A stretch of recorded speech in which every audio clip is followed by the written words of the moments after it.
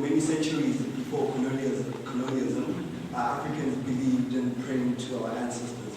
So what does Christianity, what is Christianity's stance on the worship of our ancestors, since that is what we have continuously done? Because I know a few people who actually worship their ancestors, but at the same time refer to themselves as Christians.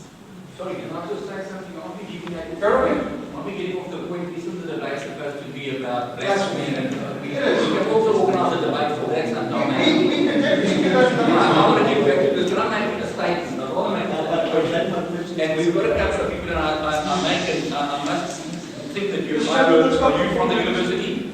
No. You're not from the university. Okay, I've just got in front of me UCT's values, the statement of values of the University of Cape Town and its members. The university is a community of scholars, teachers, students, and staff. Community implies the shared acceptance by its members and common values.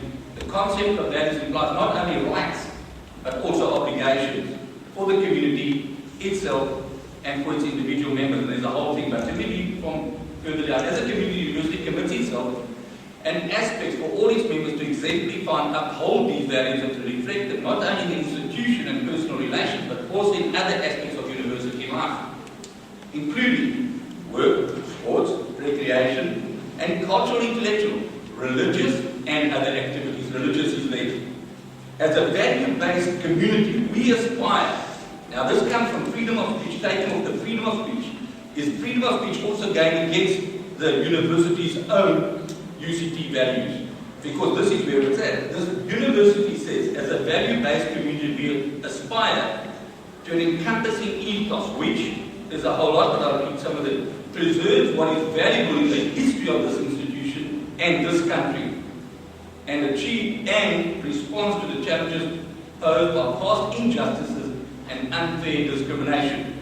Blasphemy would be discriminating again. We're going back into discrimination. So where years ago, as you say, years ago we went against blacks in this country, now it seems to be Christianity or there's religion. Let's continue with the values. We commit ourselves to the following: respect and tolerance for cultural, religious, political, and other differences and acknowledgements of the value of the diversity in our society.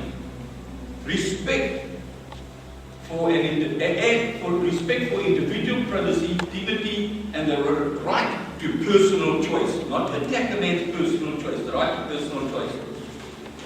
A lot of writing and more details and that is action to oppose. Okay, it says, in the context of our recent history, we recognize the importance of affirming this ethos and promoting these shared values. Accordingly, we understand collectively and individually at this university to oppose and take steps to prevent racial, gender, or other forms of unfair discrimination, harassment, violence, or abuse. And abuse comes under the blasphemy is abuse. So you can debate Christianity, you can debate Muslim, you can debate anyone, but to abuse it is against the ethos of this university. To refrain from speech or conduct that demeans or humiliates others. Blasphemy demeans Christianity, humiliates it. That's my point.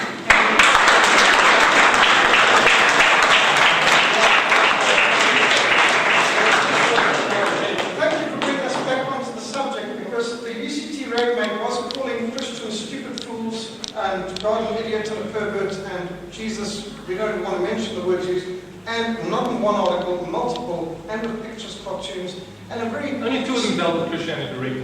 Richard saying, with all due respect to him, and there isn't much there, quite honest. But you don't want to defend us then, sure.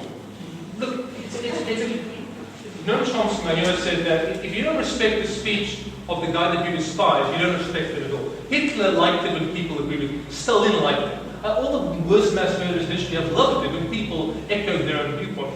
That's not, but I think we could all agree that they didn't live in the most democratic and, human rights respecting society. Sorry. We're talking against blasphemy, we're not promoting Stalinism. No, but as I said, why I say this slippery slope, because as soon as you start saying that there is this category of speech, which I recognize and everybody else has to recognize, even though they don't apply, they don't bow down to Allah or Yahweh and all these other gods, that's dangerous. If you want to call it discrimination, hate speech, all these other things, that's fine. But what if the cartooning, and let me ask you a question, what if it had been that exact cartoon, but instead of all the references to Jesus, it had been referenced to the Prophet Muhammad. There would be no distinct. There were death threats, by the way. Now, Richard Sagan wasn't inciting violence, but there were death threats to this university. Not from Christians. From Christians. I don't believe there was a Christian. Oh, yeah, because you don't think Christians did anything bad. All the bad Christians. We do not make death threats. Christians. You don't, but people did that. And that's the point. And that's if you start saying, listen, after the Danish published those cartoons that were so offensive to Muslims, there was a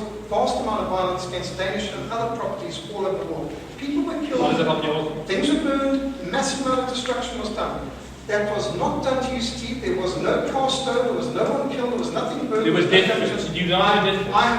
I question if that even happened. It might be self-serving lies made in order to slander the very people, to turn the victims into being villains. Okay, well, then what about a letter that came into varsity saying that people are only atheists because they want to drink alcohol and sleep around, be promiscuous? So I would call that slander. And I understand I'm an atheist, but that's hate speech, right? That's blasphemy. It doesn't sound like a very intelligent response. But what you're asking, you've asked an important question. Someone Christian. Slippery slope. Yes. Well, we're not saying every Christian's got intelligent arguments, just like so you acknowledge that is a slanderous act.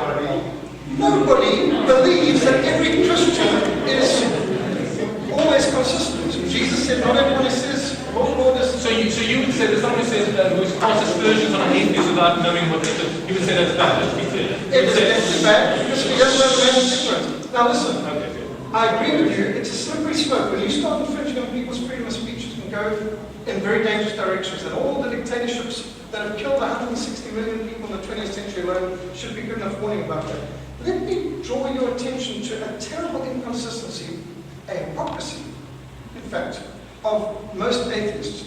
They want freedom in universities only to propagate the religion of evolutionism and not the facts for creation science. And they are, and I challenge every one of you, I haven't seen it, see the film Expelled.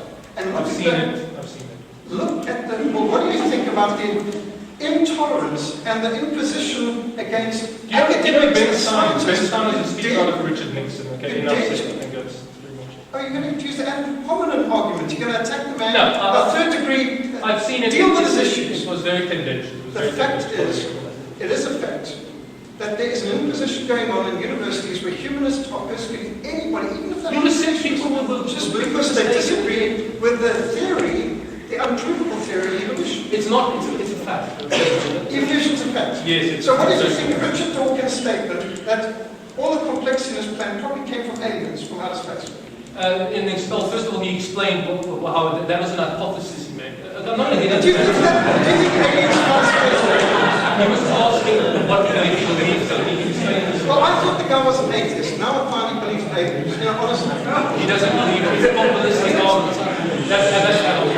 If you don't understand the issues, just I think we do understand the issues. And we would love to. But you would like to believe in if you believe in freedom of speech, why not give freedom of speech to academic arguments on scientific evidence? We're not talking about religious things. Academic arguments for creation and for intelligent design. Why can there not be free speech in universities? Why do people lose their professorships, lose their tenures, get kicked out of universities? Why do people get failed in university if they don't reproduce? I refer you to Michael Sherman. Michael Sherman wrote an article in which, I think it was a Stephen Graham, in which he explains, gives the background on those so-called firings. Most of them in Expelled were actually fired for totally different reasons for not producing the work they should have. So please read the Michael Sherman article. Dictators and inquisitions do tend to cover their tracks by lying. Yes. So everybody's just lying that disagrees with your little... Well, I'm saying there are thousands of scientists, PhD scientists worldwide who do not subscribe to evolution. Name them. Give me names. Give me names. I want names. I want names of scientists who evolution don't believe in evolution. I think better than that. We can give you all the documentation. Please give us a day when we will have a debate on creation versus evolution here. There are technical debates. We're here tonight to Blasphemy. Let's not get sidetracked. Let's have another night when we will deal with creation and the evolutionary inquisition. Yes. Would someone else like to speak tonight?